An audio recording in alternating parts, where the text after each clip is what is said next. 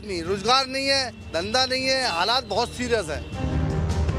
विकास उन लोगों का हुआ है, अडानी का हुआ है, अंबानी का हुआ है, हम लोगों का कहाँ विकास है? सरकार का एक माइंड सेट है, सरकार माइंड सेट कर रही है कि सिर्फ जो माइनॉरिटी के लोग हैं उनको दबाया जाए।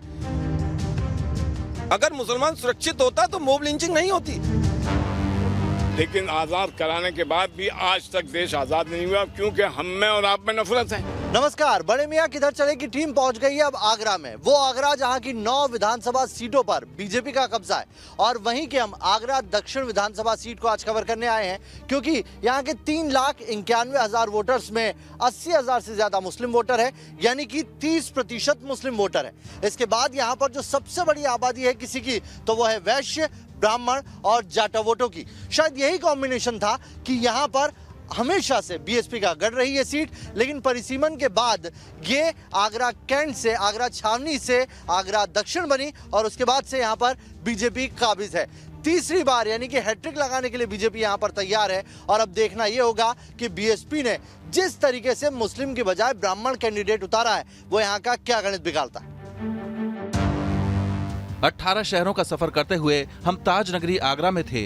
आगरा में देश में सबसे ज्यादा टूरिस्ट आते हैं। आगरा लेदर कारोबार और पेठे के लिए भी काफी मशहूर है। आगरा का सियासी मिजाज भी बदलता रहता है। उसे जानने के लिए हम आगरा की 9 विधानसभा सीटों में मुस्लिम बहुल सीट आगरा दक्षिण पर थे।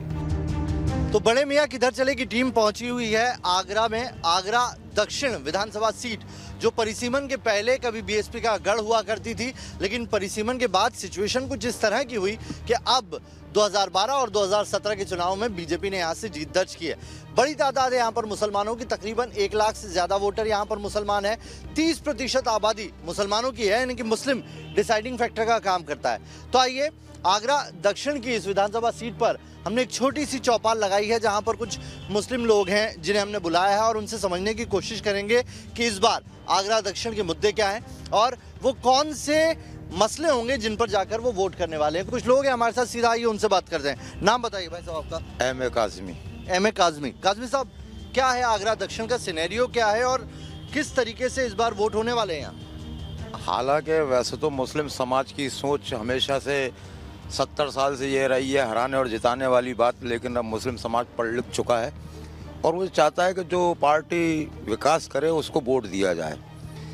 हमेशा से सपा, बसपा और दूसरी पार्टियों ने मुसलमान को डरा कर वोट लिया, तो क्यों ना इस बार सीधे सीधे से, जिससे हमारी लड़ाई है, बीजेपी को वोट क्यों ना करें। ये हमारी सोच है। जो विकास कार्य कर रहा है, हमारी गली खरंजे नालियाँ, मेयर भी यहाँ का मतलब जो है बीजेपी से है, 2 सांसद बीजेपी से हैं, 9 के 9 विधायक बीजेपी से हैं। हमें जब काम कराने के लिए जाना पड़ता है तो हमें बड़ी शर्मिंदगी होती है, क्योंकि वो सपाट स्पष्ट रूप से कहते हैं कि हमने तुम्हें वोट नहीं दिया तो हम तुम्हारा काम क्यों करें। जब हमें उनसे ही काम कराना है और हमारे मुकद्दर में गुलामी लिखी है, तो क्यों ना हम दुश्मन की गुलामी करें जिससे कि हमारे विकास कार्य हो। हमारी ये सोच है। अच्छा, विकास कार्य हुआ इस दौरान? बिल्कुल हुआ, बिल्कुल हुआ। मैं आपको एक चौंकाने वाला आंकड़ा बता देता हूँ। 70 साल से पहले वाली बात जो थी, आप अभिजन सूचना के अधिकार में मैंने एक जवाब मांगा है, जितने IAS PCS इस बार हुए, जबकि के लोग कहते हैं कि ये मुस्लिम विरोधी सरकार है, IAS PCS इस बार सबसे ज़्यादा निकल कर आए। क्या मुद्दे हैं इस सीट के, क्या मुद्दे हैं? मुद्दे देखिए, जो आज तक का हिसाब रहा है, आगरा सबसे पहली चीज़ तो इन्हीं का नाम है, जूते का गढ़ है और कारोबार बिल्कुल ख़त्म हो गया। GST लग गई, नोटबंदी हो गई, उसके बाद में मेरा जूते शूज़ फैक्ट्री है मेरी, तो 400-500 जोड़ी बनती थी। आज की हालत है कि 100 जोड़ी भी कारखाने में नहीं बन रही और सरकार हर चीज़ में फैल रही है। महंगाई चरम सीमा पर है, बहुत ही ज़्यादा काम खत्म हो चुके हैं। विकास उन लोगों का हुआ है, अडानी का हुआ है, अंबानी का हुआ है, हम लोगों का कहाँ विकास है? हम लोग तो बिल्कुल न्यूट्रल हो गए, जीरो हो गए, बिल्कुल ख़त्म हो गए। आप बताइए, आपका नाम क्या है? शबाना खंडेलवाल। जी शबाना जी, आप इस इलाके में रहती हैं, इस इलाके से आप लोगों का प्रतिनिधित्व भी करती हैं। इस बार आगरा दक्षिण जो सीट है उसमें वोटर क्या सोच के वोट डाल रहा है? मुझे लगता है कि विकास तो हो रहा है, काम हो रहा है, मगर 7 साल या 6 साल और 60 साल में फ़र्क होता है। सरकार के पास कोई जादू की छड़ी नहीं है कि वो घुमाए और सारा चमत्कार हो जाए। समय लगेगा, काम हो रहा है। और आपको याद होगा अटल जी की एक सोच थी कि मुसलमानों के लिए मदरसों में उसमें एक हाथ में कुरान और एक हाथ में कंप्यूटर होना चाहिए। आज वो स्थिति है कि ये काम हो रहा है मदरसों में, मगर जैसा अभी मेरे भाई ने बोला कि हमें अलग समझा जाता है, मगर क्या मुसलमान सरकार को अपना मानते हैं? पहल दोनों तरफ से होती है। और अब मुझे लगता है कि जो आज के मुस्लिम समुदाय के लोग हैं वो शिक्षित हैं, क्योंकि उन्हें रोजगार की ज़रूरत है, शिक्षा की ज़रूरत है, आगे बढ़ने की ज़रूरत है। जो 100 करोड़ से हम 35 करोड़ अगर मुस्लिम हैं तो उन्हें भी जोड़ने की। इसी सीट पर सबसे ज्यादा मुस्लिम आबादी है। आगरा के मुसलमानों को विकास चाहिए, फिर चाहे पार्टी कोई भी हो। खास बात ये कि आगरा की मुस्लिम महिलाएं 3 तलाक के मुद्दे पर खुलकर बात करती हैं। 3 तलाक की बात करें तो मुझे लगता है कि काफ़ी सहूलियत मिली है मुस्लिम महिलाओं को। जो 3 तलाक के नाम पे उनके साथ धोखे होते थे, जो बुरा होता था, क्योंकि मैं महिला सेना चलाती हूँ तो मुझे पता है रोज़ का ये था कि 3 बार कह दिया, घर बैठा दिया, खाना जल गया, भेज दिया, फ़ोन पर 3 तलाक दे दिया। उससे लोगों को सज़ा का डर बैठा और राहत मिली। तो मुझे नहीं लगता कि सरकार की मंशा खराब है, मगर जिस दिन सरकार को ये लगेगा कि ये सारे 35 करोड़ भी हमारे दिल से साथ खड़े हैं तो रास्ते और बेहतर। अच्छा, अभी बीजेपी बार बार ये बात कहती है आखिरी कि मुस्लिमों में महिलाएं बीजेपी का वोटर होती जा रही है। इस बात से आप इत्तेफाक रखती हैं? बेशक, बिल्कुल। महिलाओं को जिनको भी इन चीज़ों से राहत मिली है, इन मुश्किलों का जिन्होंने सामना किया है, वो वाकई में उसके शुक्रगुजार हैं और वो उसका धन्यवाद भी करती हैं कि हमें अब कम से कम एक सज़ा का प्रावधान है, कानून बना तो हम इस चीज़ का मुकदमा दर्ज करा सकते हैं। और मुस्लिमों में भी मुझे लगता है जो तलाक का अब रेशो था वो कम होगा, क्योंकि एक खौफ है, तो ये रहना बहुत ज़रूरी है। और मैं मुस्लिम महिलाओं की बात नहीं करती, मैं तो समस्त महिलाओं की बात करती हूँ। कानून हमारे यहाँ सख्त होता जा रहा है तो बदलाव निश्चित तौर पर। आगरा दक्षिण के मुसलमानों का सियासी मिजाज हमें समझ आ रहा था। वो विकास के लिए पार्टी बदलने को भी तैयार हैं, बशर्ते उन्हें हक मिले। उनका मानना है कि अभी तक डर दिखाकर ही वोट दिया गया है। सरकार का एक माइंड सेट है, सरकार माइंड सेट कर रही है कि सिर्फ जो माइनॉरिटी के लोग हैं उनको दबाया जाए, और उनको दबाव में लेकर दबाया तो सबको जा रहा है। अगर पेट्रोल 100 रुपये हुआ तो 100 रुपये मुसलमान के लिए भी है, 100 रुपये हिंदू के लिए भी है। अगर लॉकडाउन लगा तो लॉकडाउन में हाँ ये ज़रूर है कि अगर व्यापारी वर्ग अगर देखा जाए तो 90% व्यापारी वर्ग अपर कास्ट से आता है और 10% जो कि माइनॉरिटी के लोग हैं, अक्सरियत के लोग हैं, वो सिर्फ मेहनत मजदूरी करते हैं। मजदूरी उन्हें कल भी मिलती थी, आज भी मिल रही है। बात है सुरक्षा की, बात है विकास की। अगर आप मुल्क आज़ाद की बात करो तो जब मुल्क आज़ाद हुआ था, देश के अंदर जो सत्ताधारी पार्टी थी कांग्रेस, उस वक्त 7% करीब IAS IPS थे, आज 1% भी नहीं है। कांग्रेस ने 30 साल देश पर राज किया। उत्तर प्रदेश की बात कर रहा हूँ मैं, देश में तो मुल्क में 70 साल किया, लेकिन डर दिखाती रही RSS और बीजेपी का कि अगर आपने हमें वोट नहीं किया तो सरकार में बीजेपी आ जाएगी। उसके बाद सपा और बसपा आ गई। सपा बसपा ने भी यही डर दिखाकर बीजेपी का डर दिखाकर मुसलमानों का वोट लिया। मुसलमानों ने सपा को भी चांस दिया, बसपा को भी चांस दिया। हालात ये हो गए कि मुसलमान जहां उसे मजदूरी 500 रुपये मिलती थी, आज मजदूरी 300 रुपये मिल रही है। अब आ गई बीजेपी की सरकार। मैं एक बात जरूर कहूंगा, बीजेपी की सरकार में प्रदेश में कहीं दंगे नहीं हुए। सपा की सरकार में दंगे होते थे, कांग्रेस की सरकार में दंगे होते थे। बीजेपी में हुई तो मोब लिंचिंग हुई, दंगों का स्वरूप बदल दिया गया। वो इसलिए बदल दिया गया क्योंकि अपर कास्ट जो उनका मेजॉरिटी वोट बैंक है उसको खुश करने के लिए, मुसलमानों को डराने के लिए। बात आती है अगर चुनाव हो रहे हैं तो चुनाव होना चाहिए विकास के मुद्दे पर। अगर बीजेपी अपनी मंशा साफ करती है, विकास की बात करती है और विकास करती है, तो मुसलमानों को भी बीजेपी को वोट करने से कोई गुरेज नहीं है। क्योंकि हम लोग भी चाहते हैं कि हमारा डेवलपमेंट होना चाहिए, हमारे बच्चे अच्छे स्कूल, अच्छे मदरसों में पढ़ना चाहिए, हमारे बच्चे पढ़ लिख कर आगे बढ़े जिससे वो IAS IPS बने। ये सरकार ने तो हमेशा ठगा है मुसलमानों को। अब मुसलमान जो वोट करेगा किसी को हराने के लिए नहीं करेगा, अपने आप को जिताने के लिए करेगा, अपना मुस्तकबिल तय करेगा, लोगों के अपने विकास के लिए तय करेगा, अपने बच्चों के फ्यूचर के लिए वोट करेगा। अब आप बोल रहे हैं जो पार्टी आएगी सुरक्षा का भरोसा देगी, हम उसके साथ जाएंगे। बिल्कुल। क्या सुरक्षित नहीं है मुसलमान? क्या कहाँ सुरक्षित है? अगर मुसलमान सुरक्षित होता तो मोब लिंचिंग नहीं होती। कितने लोगों को सड़क पर पीट कर मार दिया गया। हमें ऐसे भी मुसलमान मिले जिन्होंने आगरा की सियासत को बारीकी से देखा है, एक उम्र गुजार चुके हैं, इसलिए तजुर्बा खुलकर बोलता है। सब क्या है इस बार के इश्यूज क्या हैं बतौर मुस्लिम? आप किस तरह से देख रहे हैं कि इस बार का मुसलमान जब वोट देने जाएगा तो उसके जहन में क्या होगा? मुस्लिम और सभी जनता के बारे में कहूँगा कि सभी लोग, पहली चीज़ तो ये है कि भाई भाई हैं, ऑल आर इक्वल। और हमारा संविधान भी ये कहता है। भारतीय जनता पार्टी की हुकूमत आ गई और विकास के ऊपर आई, हम विकास करेंगे। लेकिन विकास किस चीज़ का हुआ? पहला विकास तो नफरत का हुआ जी। और नफरत का विकास होता चला रहा। दूसरी चीज़ ये है कि एक धर्म संसद बनी हुई है। जब संविधान में बात ये पैरेलल संसद है, अभी 23 तारीख को हरिद्वार में धर्म संसद ने ये संकल्प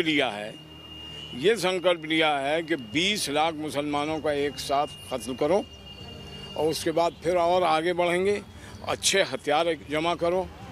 तो ये संविधान ने क्या बात ये है परमिशन दी दी है, ये सरकार देख रही है। ये इतना बड़ा मजमा हरिद्वार में हो, इतना बड़ा डिसीजन इस देश के अंदर हो जो सेकुलर कंट्री है, उनका कहना ये सेकुलर नहीं है जी। लिहाजा हम बात ये है एक एक मुसलमान को मारेंगे, मार के नहीं, ये मुसलमान रहित देश होगा और इसको हिंदू राष्ट्र डिक्लेयर करो। ये तो कुछ पर्टिकुलर चुनिंदा लोगों ने किया, सरकार ने, आपको लग रहा है सरकार देख रही है, कुछ एक्शन नहीं लिया? FIR तो हुई है। FIR होने से क्या होता है? जब आप बात यह है कि एक सम्मेलन कर रहे हैं, एक डिसीजन ले रहे हैं, लोग जमा हो रहे हैं बुराई के लिए, तो उस बुराई को रोकिए आप। ये सब बात ये है अनडिसिप्लिन लोगों की सरकार है। ये अनुशासनहीनता कर रहे हैं, संविधान को मानते नहीं हैं, चाहे वो प्रधानमंत्री हो, चाहे वो गृह मंत्री हो, चाहे वो समझे उनकी कैबिनेट का कोई मंत्री हो। आगरा दक्षिण के अलावा बाकी की 9 सीटों पर बीजेपी ने 2017 के चुनाव में बाजी मारी थी। विकास के दावों की तस्दीक मुसलमानों ने की, लेकिन NRC और CAA पर नाराजगी बरकरार है। आप कहते हैं कि NRC और समझे CAA ले आएंगे हम। अरे भाई, हमने आपको वोट दिया, अब आप हमसे सवाल करते हो कि साहब NRC और CAA के आप नागरिक हो या नहीं हो? ये कौन सा सवाल है? तो आप रिजाइन करिए पहले। आपने सरकार हमारे वोट से बनाई, आप प्रधानमंत्री बने हुए हैं और हमने आपको वोट दिया है। अब हम वोटर भी नहीं रहे, हम नागरिक भी नहीं रहे, तो फिर आपकी सरकार क्या है? कुछ नहीं। एक बात बताइए मुझे साफ साफ गोई से, चलिए बीजेपी नहीं चाहिए तो फिर कौन चाहिए, कौन विकल्प है? और क्या बीजेपी से कुछ खास खलिश है, दिमाग में खलल है कुछ बीजेपी? वो चीज़ जो है, बीजेपी अगर काम अच्छा करती है, लोगों को मिलाने का काम करती है, लोगों को जोड़ने का काम करती है, तो कोई प्रॉब्लम नहीं है। देश को विकास तब होगा जब हम सब मिल करके चलेंगे। अगर एक आदमी भी बात ये है इस देश से अलग काम करता है, तो इसका मतलब ये देश एक नहीं है। एक मानव की हत्या होती है, चाहे वो हिंदू हो, मुसलमान हो जी, बात ये तो वो बात ये पूरे देश की हत्या होती है। इसलिए कानून जो है वो बड़ा लचरपोच है और हमारे जवान जो हैं वो बेरोजगार फिर रहे हैं, चाहे वो दक्षिण का मामला हो या पूरब का मामला हो या पूरे आगरे का हो या पूरे देश का मामला हो, सारे बात ये पढ़े। और एजुकेशन का जो स्तर है वो गिरा है, इतिहास को बदल दिया गया है। अब बच्चों को वो चीज़ नहीं पढ़ाई जाएगी, गांधी जी नहीं पढ़ाए जाएंगे, अब सावरकर पढ़ाए जाएंगे, अब गुरु गोलवारकर पढ़ाए जाएंगे, अब हेगडेवाल पढ़ाए जाएंगे कि इन्होंने क्या किया है देश के लिए। इन्होंने वो देश के लिए किया है कि जब बात देश की आज़ादी हो रही थी तो देशभक्तों को अंदर करा दिया कि तुम अंदर जेल में रहो, हम एंजॉय करेंगे इस देश को, हम अंग्रेज़ों के साथ रहेंगे और अंग्रेज़ों से हम बात यह है कि तनख्वाह लेते रहेंगे। सावरकर जब अहमदाबाद की जेल में था 3 बार माफ़ी मांगी उसने, और बात ये 60 रुपये महीना वो बात ये गवर्नमेंट से लेता था। तो इन्होंने देश के लिए 1925 में समझे कांग्रेस बनी 1885 में, और ये एक आंदोलन है कांग्रेस, तो ये पार्टी नहीं है। देश के सारे लोगों ने बात ये संघर्ष किया है जी, 1857 से लेकर के नहीं, और जब मैं मेरठ से शुरू हुआ पूरे देश में हुआ, तो देश की आज़ादी के लिए एक एक व्यक्ति ने बात ये अपनी जान की बिना परवाह किए हुए इस देश को आज़ाद कराने की कोशिश की।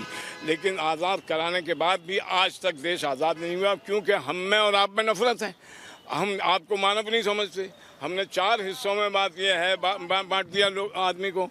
बात ये है, एक तो बात ये है कि बड़ा स्टेटमेंट दे रहे हैं बतौर लायर आप जी आज़ाद अभी तक नहीं हुए। हाँ, ये कौन सी आज़ादी चाहते हैं? आज़ादी ये चाहते हैं कि हर शख्स एक दूसरे के बारे में किसी को ज़रा सी भी तकलीफ हो जाए तो हम फ़ौरन जुड़ जाएं उससे कि भाई इसको तकलीफ हो रही है। तो कानून नहीं, तो सामाजिक संगठन की बात कर रहे हैं, सामाजिक जो ताना बाना है उसकी बात। कानून क्या है? देखिए विधि क्या है। विधि ये बनाई गई है कि ऑल आर इक्वल। आर्टिकल 14 ये कहता है कि समझे the state shall not deny the equality before law जी। अब आपको कारोबार करने का हुआ है तो आपने कारोबार भी नहीं कर, नोटबंदी कर दी।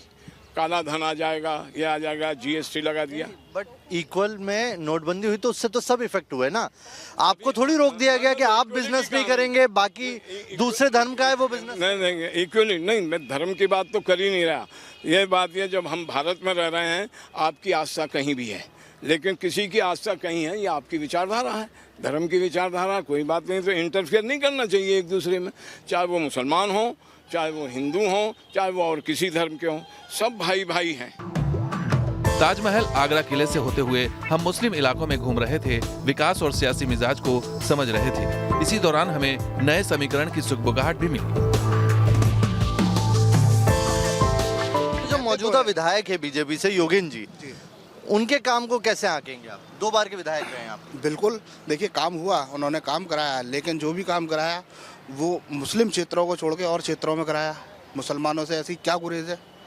मुस्लिम क्षेत्रों में भी वहाँ कराया जहाँ पर सिर्फ उनके कार्यकर्ता थे, उनके घर के सामने कराया, उनके गली मोहल्ले में कराया, बस, बाकी और कहीं नहीं कराया। तो और कोई मुसलमान नहीं है या सिर्फ, मतलब अगर आपको जोड़ना ही है तो आप इस तरीके से जोड़िए ना कि मुसलमान खुश होकर के बीजेपी को वोट दे। मुसलमान खुद कहे कि नहीं भाई, बीजेपी बहुत अच्छी पार्टी है, नरेंद्र मोदी जो है यहाँ देश के प्रधानमंत्री हैं जो, और इस प्रदेश के जो मुख्यमंत्री योगी आदित्यनाथ जी हैं, भाई हम उनसे खुश होकर के उनको वोट दे रहे हैं। क्यों? क्योंकि उन्होंने मुसलमानों के लिए ऐसे ऐसे काम किए। मतलब आप कह रहे हैं कि भेदभाव हुआ? जी बिल्कुल, बिल्कुल हुआ। किन काम कराने में भेदभाव हुआ? देखिए, मॉब लिंचिंग ले लीजिए। नहीं, मॉब लिंचिंग इस पर्टिकुलर एरिया में, मैं अभी पहले काम की बात करते हैं। मॉब लिंचिंग कानून व्यवस्था का वो आ गया। मुझे बताइए कि क्या जो विकास कार्य हुए उसमें सेग्रीगेशन रखा गया, मुसलमान का काम नहीं होगा, हिंदू का काम होगा? जी बिल्कुल ऐसा हुआ। भाई सबसे पहले पूछा जाता है आप कहाँ के हो, आपने किसको वोट किया था, आप किस बस्ती में रहते हो, वहाँ से तो हमें इतना वोट मिला नहीं। हमारे साथ तो ये हुआ, भाई मुसलमानों ने हमें हराया, वहाँ पर हमारी सीट पे इतने मुसलमान थे, आपके समाज के इतने थे, आपकी जाति के इतने थे, उन्होंने हमें इतना वोट नहीं दिया, सिर्फ आपकी गलियों मोहल्ले से हमें 2 वोट मिले। तो ये क्या है? भेदभाव नहीं है? मुसलमानों का जो है एक तरफा वोट पड़ता नहीं है। हालांकि मुसलमानों का 1% एक जगह वोट चला जाए तो वहाँ से MLA मुसलमान हो सकता है, मगर मुसलमान जो है खरगोश की तरह जो है वो इधर भगता, बसपा की तरफ भगता, सपा की तरफ भगता, कांग्रेस की तरफ भगता। अब आम आदमी पार्टी आ गई है, तो मुसलमानों का वोट जो बिखरा होगा, बीजेपी को उसका जो फायदा हो जाता है, बीजेपी आराम से सीट निकाल लेती है। हिंदू वोट जो है एक तरफा पड़ता है और मुसलमानों का वोट जो है चारों जगह पड़ेगा, तो कहाँ से जीत जाएगा हम लोग? आगरा दक्षिण में अगर 30% मुसलमान हैं, तो दूसरी सीटों पर 10% के करीब आबादी है, जबकि 23% के आसपास दलित हैं, जो एकजुट होकर हवा का रुख पलट सकते हैं। लेकिन इस बार दूसरे समीकरण ज्यादा हावी है। तो आगरा दक्षिण का ये घाटी मामू भांजा इलाका है जहाँ पर जो 80% आबादी है वो मुस्लिम आबादी है, और ये आगरा दक्षिण में पड़ने वाली जगह है जहाँ से एक तरफा वोट कभी BSP के लिए हुआ है, तो कभी कांग्रेस के लिए हुआ है, और कभी समाजवादी पार्टी को भी यहाँ पर वोट गया। मुस्लिम वोटों के साथ सबसे बड़ी दिक्कत यहाँ पर यह है कि मुस्लिम वोट यहाँ पर बंटता रहा है, और जब वोट बटा है तब फायदा दूसरे कैंडिडेट को हुआ है। कुछ लोग हैं हमारे साथ, आइए उन्हीं से बात करते हैं। नाम बताइए चाचा आपका? मुकीम भाई, ये बताइए कि इस बार यहाँ के क्या मुद्दे हैं इलेक्शन के? मुसलमान क्या किसको वोट देगा इस बार? मुसलमान मतलब ये है कि बहुजन समाज थापा का कुछ बहुजन समाज को ज़्यादा है। अच्छा, यहाँ हर बार हमने देखा 2012 के पहले तक BSP का गढ़ हुआ करती थी ये सीट, लेकिन 2012 के बाद 2012 या 2017 की बात करें, मुस्लिम वोट बटा और BJP की सीट निकली। देखिए ना, वो तो आपसी का विवाद भी था, थोड़ा अलग अलग पार्टियों में लोग चले गए थे। अब ऐसा जो लोग हमारा साथ देंगे, मेहनत करेंगे, तो वो हम उनका साथ देंगे। क्या मुद्दे रहेंगे जिस पे इस बार वोट डालेंगे? खाली विकास होगा, बिल्कुल वोट मिलेगा। विकास नहीं हुआ BJP गवर्नमेंट में? बिल्कुल विकास नहीं है, बिल्कुल विकास नहीं है। गलियों में बहुत गड्ढे है, पानी नहीं है, लाइट नहीं है। विकास होगा बिल्कुल वोट तक। क्या और क्या रहेगी? और इशू क्या, लोकल इशू क्या है? अरे कारोबार नहीं है बिल्कुल, ना पे हमारे ना आगरे का ना पेटा है और जूता है, पूरा ब्लॉकिंग पे जा रहा है। जो पहले इससे पहले गवर्नमेंट थी वो हमारे कारोबार में वायदा देती थी, ये गवर्नमेंट ने हमारा उनको साथ नहीं दिया। और जो शिक्षा है, बच्चों की शिक्षा पहले हो रही है, लॉकडाउन को लेकर आए दिन लॉकडाउन लगा दिया जाता, जनता काफ़ी इसमें नाराज़ है। ये तो इलेक्शन आएगा, जब वोट पड़ेगा जिस दिन मालूम पड़ेगा, जवाब वोट देने पर मालूम पड़ेगा। तो कौन कौन नेता हैं आपके? नेता कौन है यहाँ? हमारे यहाँ कोई भी नेता नहीं है यहाँ पर। तो हालात इतने गंभीर हैं कि मजदूर आदमी की हालत इतनी सीरियस है कि बच्चे की पढ़ाई लिखाई नहीं हो पा रही है, खाना पीना नहीं हो पा रहा। तानाशाही चल रही है यहाँ पर। टोरेंट पावर बिजली का जो है पूरा तानाशाही चल रही है यहाँ पे, रातों दिन यहाँ पे आ रहा है, कोई सुनवाई नहीं हो रही, कुछ नहीं हो रहा है, प्रशासन कुछ नहीं कर रहा है इसके अंदर। आप बताइए, आप बात करेंगे, आइए नाम बताइए अपना। नाम वाली बात नहीं सर, मैं भी एक साइड नाम तो बताओ भाई। नाम मोनू है मेरा, और करीब मेरी डेट उम्र है करीब 28 साल की, 2 बच्चे हैं मेरे। जब से ये सरकार आई सर, मैं तो बहुत परेशान हूँ। क्या क्या दिक्कत क्या आ रही है? दिक्कत क्या है कि हमारा काम था, काम कारोबार सब कुछ बंद है, क्या करें, हम बेरोजगार आदमी हैं। गरीब आदमी के पास में तो काम धंधे नहीं है, गरीब आदमी के पास तो धंधे नहीं है। आप बात करेंगे, बताइए क्या करनी है। तो और युवा मुस्लिम क्या सोचते हैं? युवा मुस्लिम ये सोचते हैं बेरोजगारी खत्म होनी चाहिए। जिन घर में टोरेंट पावर में आप जैसे लोग राशन पहुंचाते हैं, जिन घरों में, उनके बिल कौन भरेगा? जो बताओ, जो राशन हम जैसे लोग, आप जैसे लोग पहुंचाते हैं उनके घर में, वो बिल कैसे भरेंगे बताइए आप? और उनके ऊपर जुल्म होता है, उनकी लाइट काट दी जाती है, वो सुबह से शाम तक हंडिया के लिए बैठे रहते हैं। आज गैस सिलेंडर इतना महंगा क्यों? गाड़ी चलाते नहीं, उनके घर में गाड़ी नहीं है, तो वो गैस सिलेंडर कैसे खरीदेंगे? कहाँ है बेरोजगार? अभी काम सही आया रोड पे तो इन्होंने लॉकडाउन लगाने की तैयारी कर दी, और इनके मेले लग रहा है, जाके देख के आओ सब जगह, तो रैलियाँ निकल रही हैं, तो कोई लॉकडाउन नहीं है। और जब कारोबार आना चालू होते हैं तो लॉकडाउन लगा दिया इन्होंने। अब चलिए, तो बुनियादी दिक्कतें हैं यहाँ पर लोगों की, ये कह रहे हैं बुनियादी दिक्कतें बहुत ज़्यादा है यहाँ पर। बिजली नहीं है, पानी नहीं है, और इसी वजह से ये सारी दिक्कतें यहाँ पर खड़ी हो रही हैं। आगरा की विरासत का लंबा इतिहास रहा है, सियासत बदलती भी रही है, जिसमें कांग्रेस और बीजेपी के बीच वोट बढ़ते रहे हैं। लेकिन इस बार आगरा के मुसलमान का सियासी मिजाज कुछ और ही कह रहा है। सवाल ये कि क्या मुसलमान बटेगा या एकजुट वोट करके बीजेपी के लिए मुश्किल खड़ी करेगा।